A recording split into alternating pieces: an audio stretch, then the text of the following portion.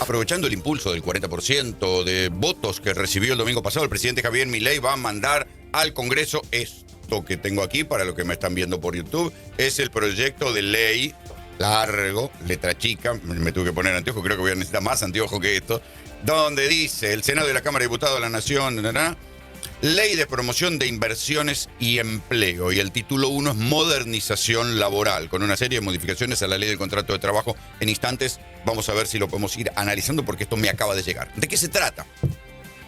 Básicamente lo que el gobierno dice es algo que es verdad: las leyes laborales y los convenios laborales llegaron a un punto en el cual la persona que va a contratar, en especial las empresas chicas, les conviene contratar en negro.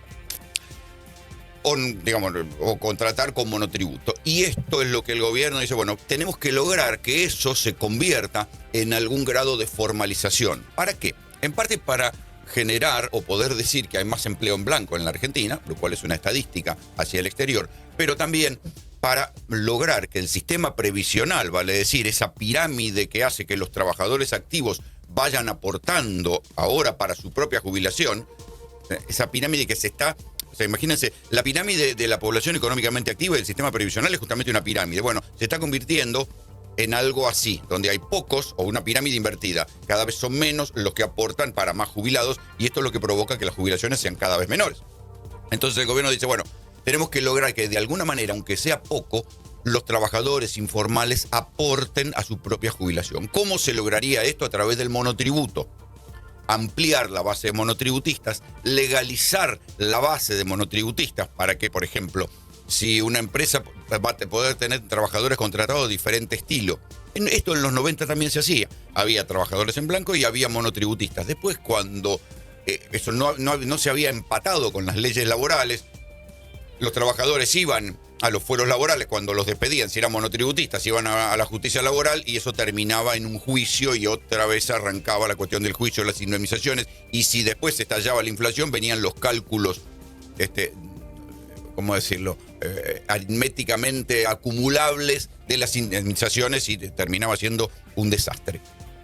Esto es lo que quiere el presidente Javier Milei. ¿Por qué va a ser la primera, la reforma laboral que va a mandar al Congreso? Porque sabe que ahí va a poder contar con algún tipo de acuerdo de otras fuerzas políticas. Entonces, esto es lo primero que se sabe de la reforma laboral: ampliar el universo de monotributistas. ¿Por qué? Porque las empresas van a poder tener monotributistas, se amplía el periodo de prueba, con lo cual los van a poder tener un tiempo y después despedirlos, pero que esos monotributistas haya cada vez más, para que de alguna manera terminen aportando al sistema previsional. Y después está la otra cosa, la cuestión de los salarios dinámicos.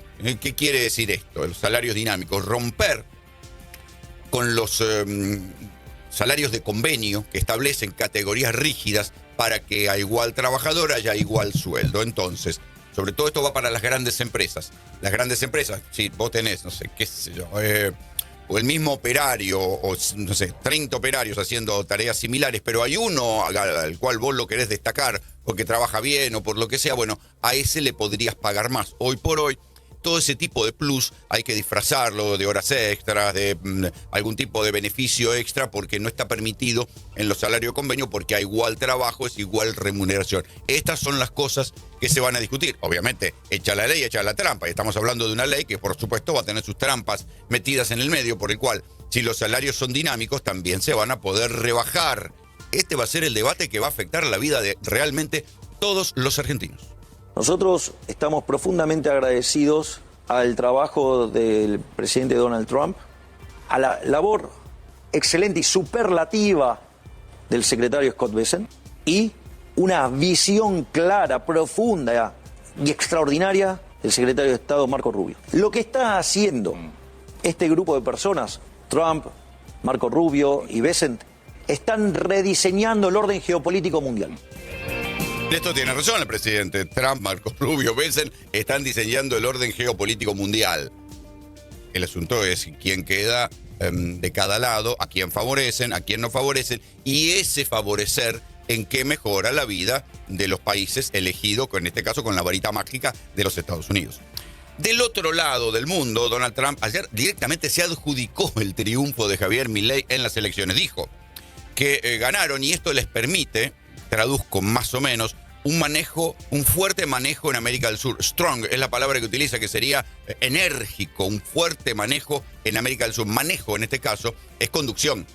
Sí, no es que es una fuerte conducción, una fuerte hegemonía en América del Sur. Esto que en otra época se llamaba imperialismo. Bueno, ahora no, se llama fuerte manejo en América del Sur. Fue una inesperada victoria, dijo Donald Trump. O sea que ni el propio Trump, o sea, y por ende ni el propio Milei, imaginaban que iban a ganar por casi el 41% de los votos. Y dijo también Donald Trump, estamos enfocados en América del Sur, lo cual, muchachos, yo no sé si es bueno o es malo, pero Estados Unidos, Donald Trump dice, estamos enfocados en América del Sur. Intervino fuertemente y colaboró para que Javier Milei ganara las elecciones.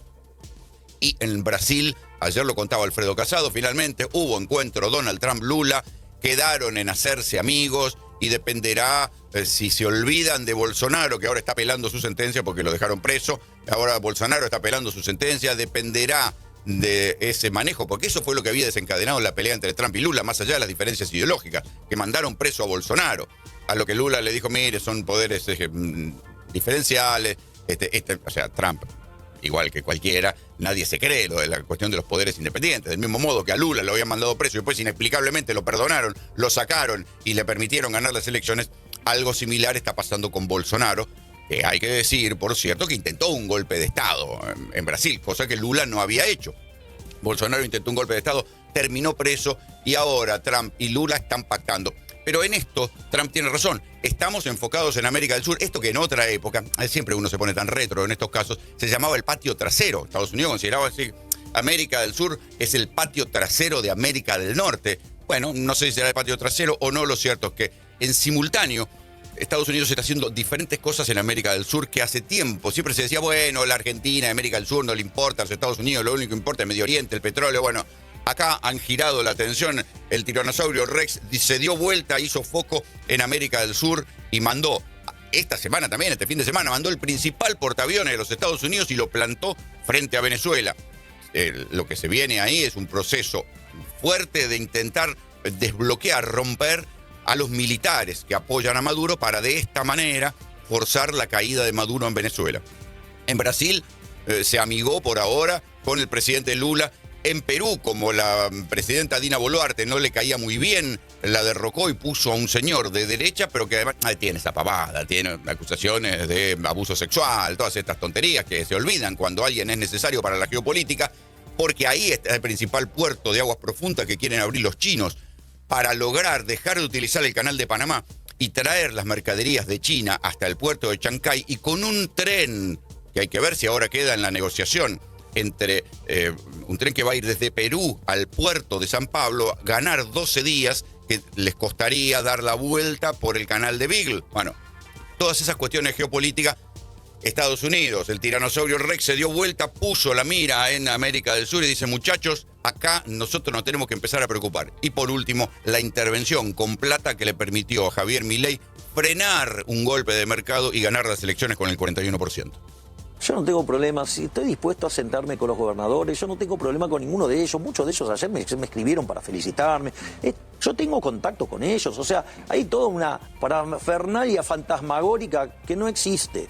Entonces, además, antes yo no me ocupaba de eso, hace un tiempo que me vengo ocupando activamente. Sí. Digo, a la luz de los objetivos que yo tengo planteado, cumplirle a los argentinos, ¿lo voy a hacer o ahora voy a decir no? De vuelta. Yo soy resultadista. Hay una caricatura hoy en el Diario de la Nación donde se lo ve a Milei disfrazado como si fuera una paloma con una rama de olivo en la boca diciendo, ¿es verdad que va a haber un presidente amable, por lo menos con los gobernadores? ¿O esto es lo que está diciendo en público y después va a pensar si le conviene utilizarlos como aliados o darles la anchoa en el desierto para que peregrinen estos 2 años más que le quedan de gobierno, se arrastren sin plata para que después ganen gobernadores de la Libertad Avanza? Algunos dicen que Milei va a necesitar el respaldo de estos gobernadores o de algunos de sus diputados, por lo menos, para aprobar estas 3 grandes leyes que tiene en camino. La reforma laboral, de la que hablábamos recién, la tributaria y la previsional. Claro, el problema con la reforma tributaria es que una de las cosas que evaluaba, por lo menos el Fondo Monetario Internacional, cuando le sugería a la Argentina modificaciones, es hay que sacar el impuesto a los ingresos brutos que tienen las provincias. Y las provincias, ¿por qué mandarían a sus legisladores a votar un impuesto que les va a quitar una herramienta de gestión, como es el impuesto a los ingresos brutos, para que el IVA suba al 24% y después desde ahí les mande el gobierno con su discrecionalidad que ya conocieron? Porque Milei les pisa los pagos, les hace ciertas trampas con la plata que les tiene que girar, y depender todavía más de Milei. Estas son las cuestiones en debate. Milei vendrá con la rama de olivo a tener algún tipo de diálogo y acuerdo con los gobernadores. ¿Dónde estaban Karina Milei y Santiago Caputo ayer mientras que yo daba el discurso? ¿Al lado de quién? No va a cambiar eso. No va a cambiar eso. Ellos son los arquitectos de esto. Si yo soy, digamos, el divulgador, el que lleva las ideas, el que tiene la visión, pero esto, digamos, después el muñeco es el que hacerlo funcionar.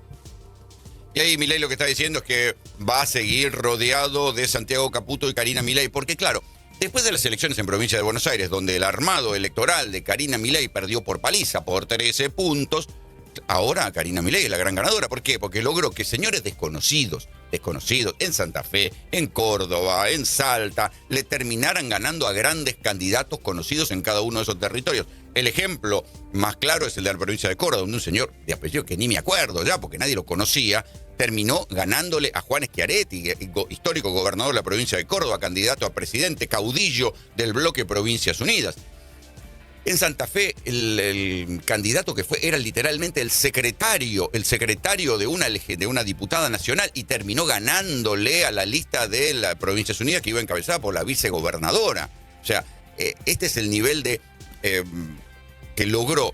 En verdad gana la elección la figura de Javier Milei, pero el armado de Karina, que dijo, mira, podemos ir con el Pato Donald, que con la cara de Milei ganamos igual, esta vez se demostró que tenía razón. Entonces, aquel triunfo discursivo que había logrado Santiago Caputo ahora se equilibró, porque es Karina Milei la que tuvo razón, y por eso el triángulo de hierro equilibrado entre Santiago y Karina va a seguir igual. De todos modos, lo que está diciendo el propio gobierno es que Santiago Caputo va a estar con algún tipo de cargo, que ya va a dejar de ser un asesor monotributista, una especie de monje negro que no firma nada.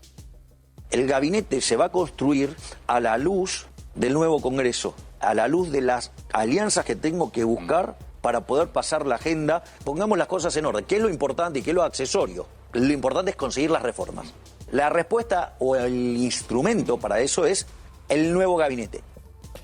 El nuevo gabinete, dice Milei, bueno, recién lo voy a modificar en diciembre a la luz de los acuerdos que haga. ¿Con quién? Con los gobernadores. Entonces, ¿qué quiere decir? Que Milei está contemplando la posibilidad de que haya ministros que sean extrapartidarios, que vengan de otros lugares. Bueno, en algún momento, en el comienzo, acuérdense que había varios cargos que se los había dado a la gente de Juan Schiaretti, que después fueron pulcramente arrojados por la ventana.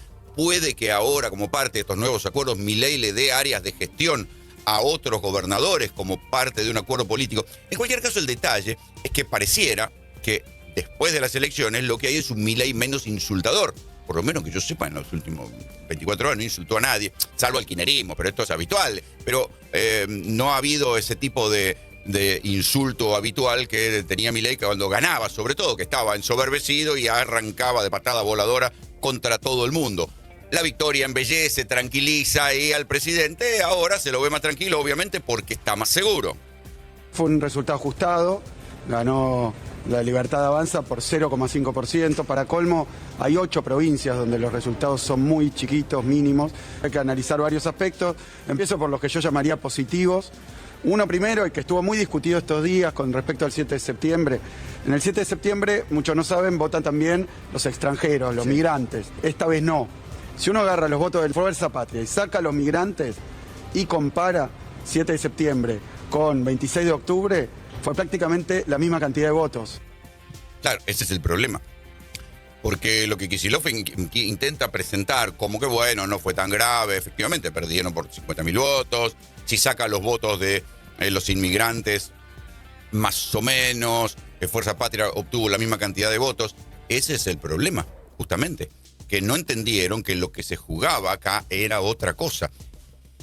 Y muchos son, incluso algunos intendentes, que dicen, bueno, Kicillof se lo tomó muy tranquilo, pensó que iba a ganar la elección con los errores que estaba cometiendo el gobierno. Es que efectivamente, si acuérdense en retrospectiva cómo venía el gobierno de error en error, de papelón en papelón, después de la victoria de Kicillof en provincia de Buenos Aires. El escándalo Esper, la crisis del dólar, la caída de los bonos, de las acciones, y nadie entendió, porque sucedió muy cerca, la importancia que tuvo el rescate de Donald Trump y también esta idea, por más que el peronismo no alentaba públicamente el del golpe de mercado, y decir, bueno, y si le va mal a Milei, ¿qué pasa? No es que va a venir el peronismo, pero ya se hablaba, decir, bueno, ¿y cómo se sale de esta crisis si viene un golpe de mercado y Milei renuncia? Y que el fantasma de la crisis, y además, para otro sector más conservador, el fantasma de alentar, miren que ganó el peronismo en provincia, puede ganar y puede volver. Esto generó que el voto de centro-derecha se consolidara. Y esto es lo que no entendió el peronismo. Dijeron, bueno, ganamos tranquilo.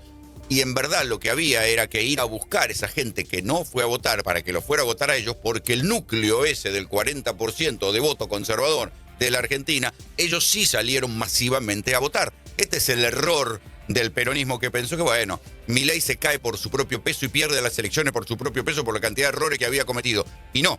Y esto también arrastró a Provincias Unidas. Provincias Unidas dijeron, bueno, nosotros nos mostramos como una alternativa, ni kirchneristas ni mileístas, no. Frente a la posibilidad, el gobierno polarizó de tal manera y armó, le funcionó la cuestión del riesgo Cuca, aunque en verdad el riesgo era los errores cometidos en el plan económico de Milei. La idea del riesgo Cuca, de que venía una crisis y volvía el kirchnerismo en su peor versión, aunque era un partido confinado a la provincia de Buenos Aires, y ni siquiera funcionó y les permitió para hacer que gente que no había ido a votar hasta ahora, porque estaba con bronca con el gobierno, igual se tapara la nariz frente a los escándalos de corrupción, de Esper, de Lorena Villaverde, de los errores y el tembladeral y la recesión económica, e igual fueran a votar al gobierno. Espero que el presidente cumpla diciendo que a partir del Congreso se harán todas las reformas.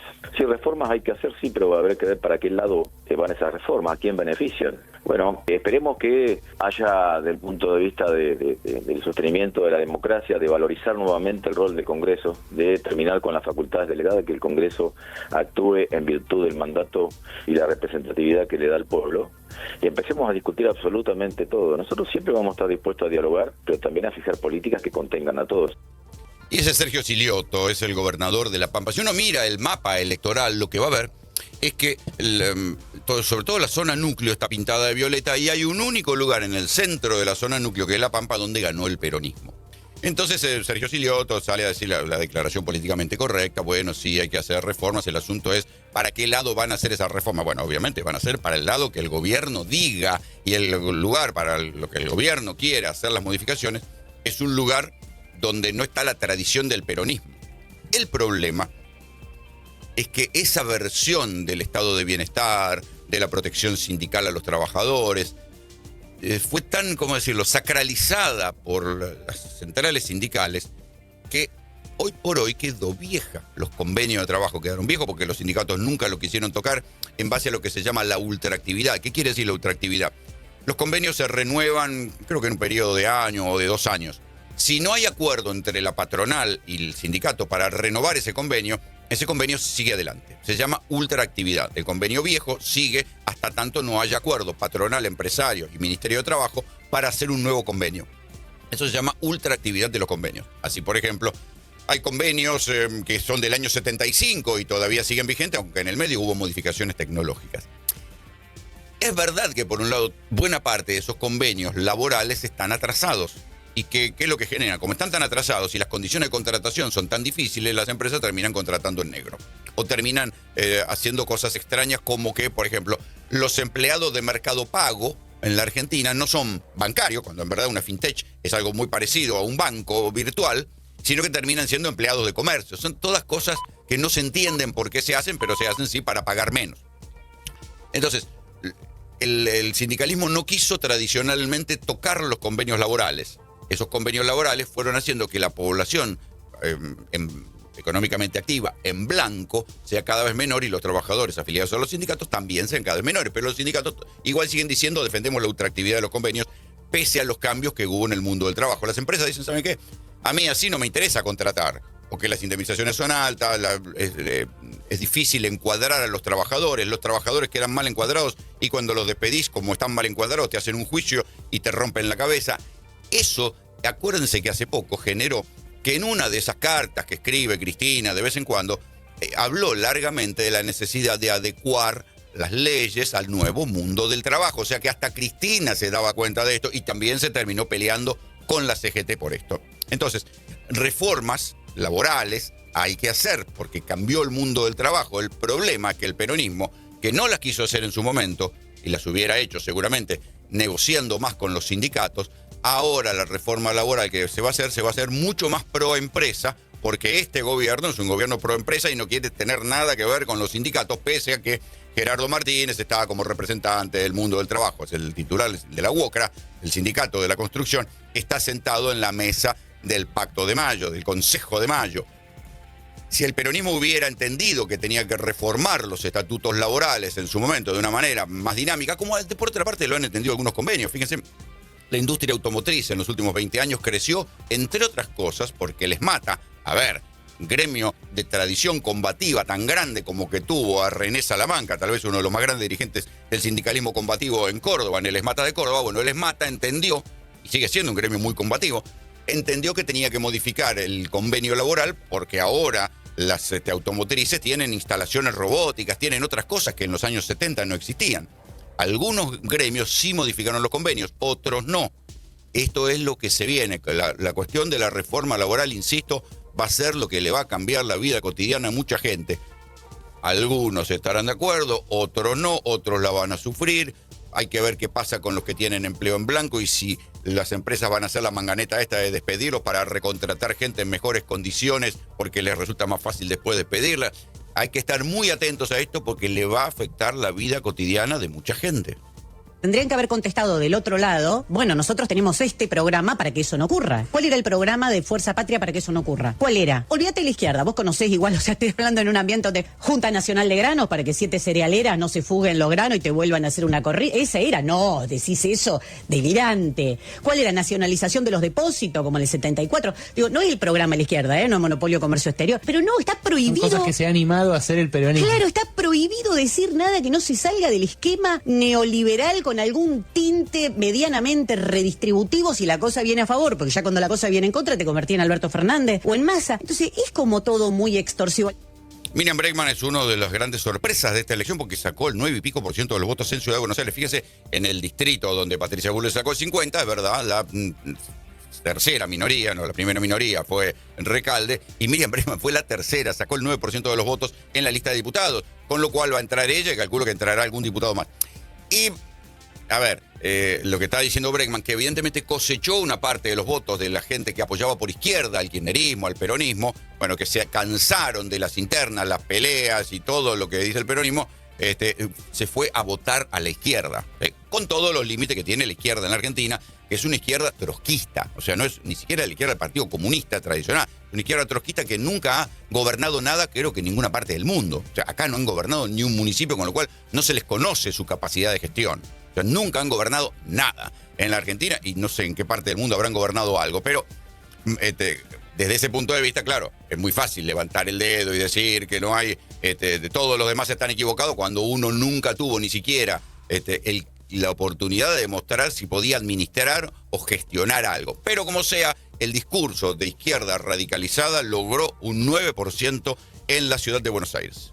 El presidente tuvo un gesto de ir a buscar a todos aquellos con los que hicimos transformaciones en el 2024 y que las tenemos que hacer en el 2026, porque si no, la sociedad no nos lo va a perdonar, no nos va a perdonar la mezquindad. Yo vuelvo a decirte, si no aprendemos de los errores, yo aprendí que en el 2023, y lo dije, y lo planteé una vez, no lo dividamos, no nos peleemos, no nos separemos, no nos dividamos, nos dividimos. Tenemos que aprender de eso, y ese aprendizaje no podemos volver a cometer errores. Y la sociedad, yo te digo, esto nos obliga a tener más responsabilidad. Ahí lo tienen a Diego Santilli, que al final se rapó, ahí lo estamos viendo en pantalla, se rapó. Está como, tiene una alta estima, porque dijo, me parezco a Mastantuono. Hombre, hay que Mastantuono con 40 años menos, pero bueno, 40 años más. Diego Santilli es quien está diciendo, bueno, el presidente tuvo el gesto de ir a buscar a los que pensamos distinto y que en el 2023 estuvimos divididos. Sí, efectivamente, eso es lo que se ve. Ese 40% es el 40% más o menos el mismo que sacó Macri en 2017, cuando no existían las candidaturas de los libertarios. La primera candidatura de Milei, la primera candidatura de Spert son del 2021, de la pospandemia. En ese momento, lo que se llamaba Cambiemos, ganan con ese 40%, que es lo que yo les digo, son más o menos la base del núcleo duro cuando hay algún tipo de amenaza o de temor. Ese núcleo duro del 40% es el voto conservador en la Argentina. Cuando el peronismo o los sectores centroizquierda logran una alianza mayor, pueden avanzar y ganar sobre ese núcleo duro del 40%. Hoy ese núcleo duro de peronismo o de centroizquierda, peronismo duro en versión kirchnerista, ronda el 30-35%, y en el medio está ese electorado que fluctúa según vayan las cosas y es lo que define las elecciones y la gobernabilidad en la Argentina.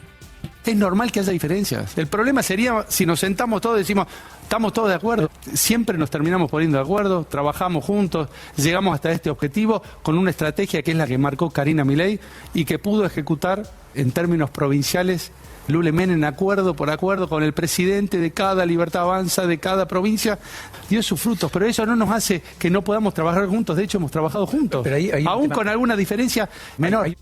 Diferencia menor, dice Martín Menem. ¿Qué diferencia menor? Fueron internas caníbales la que hubo en el ala de los Menem, los famosos y Karina Milei, los del 3% de la droguería suizo-argentina, porque nosotros, que no somos ni candidatos, ni políticos, ni nada, y que nos dedicamos a esto, tenemos obligación de recordar que hasta hace unos meses estos muchachos se salvaron porque la justicia argentina, ¿vieron cómo es?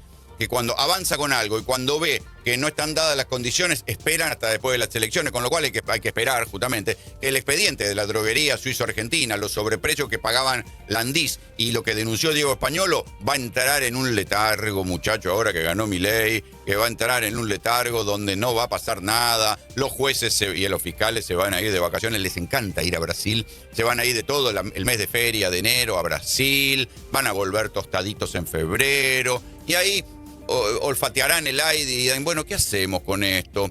En el medio le van a dar tiempo a que Españolo reflexione y tal vez tengamos un momento donde diga Españolo, no, era todo mentirita, era una inteligencia artificial, y de a poco vayan diluyendo. El gobierno ha ganado las elecciones y esto va a tener repercusión en Comodoro Pi, por la cual ni Martín Menem, nadie se va a acordar de los contratos de Martín Menem en el Banco Nación por 4.000 millones de mangos para una empresa de seguridad vinculada a él, ni el contrato de limpieza en el Congreso por una fortuna que él firmó para una empresa vinculada a él mismo, ni Lule Menem vinculado a la droguería suizo-argentina, ni el jefe de seguridad de la droguería suizo-argentina que no quiso dar las claves para que no se supiera el monto de los contratos y de los sobreprecios. Todo eso ahora que ganó Milei, Comodoro Pi lo va a mandar al freezer y cada uno de los jueces y los fiscales van a decir, no, mejor nos vamos a Florianópolis, hermano, y vemos el año que viene cómo va todo esto, y ahí vemos si seguimos laburando o si encontramos una buena excusa para dictar la falta de mérito en estos expedientes. Pero acá